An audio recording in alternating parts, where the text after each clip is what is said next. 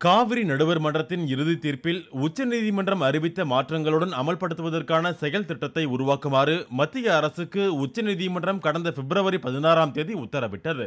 முதலில் 6 வார கால அவகாசம் வழங்கப்பட்ட நிலையில் பின்னர் மத்திய அரசின் கோரிக்கையை ஏற்று அவகாசம் நீட்டிக்கப்பட்டது.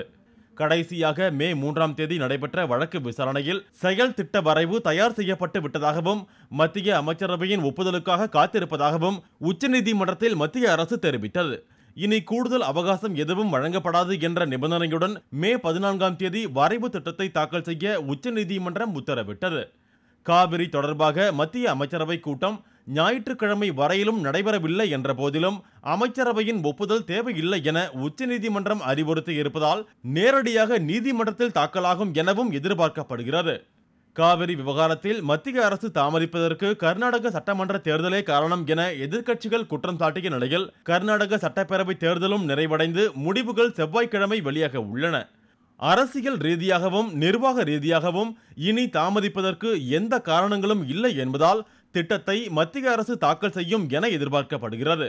வழக்கமாக தென்மேற்கு பருவமழை தொடங்கும் ஜூன் மாதத்தில் இரு மாநிலங்களுக்கிடையிலான நதிநீர் பங்கீடு தொடங்கும்.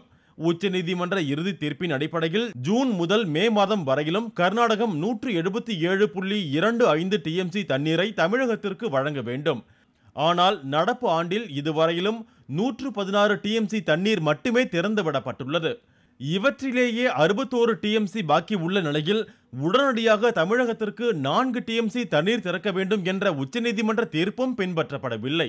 இந்த நிலையில் வரும் ஆண்டிலாவது டெல்டா பாசன பகுதிகளில் உரிய காலத்தில் தண்ணீர் கிடைக்கும் வகையில் செயல் திட்ட அறிக்கையை மத்திய அரசு வழங்குமா என்ற எதிர்பார்ப்பில் தமிழக விவசாயிகள் உள்ளனர்.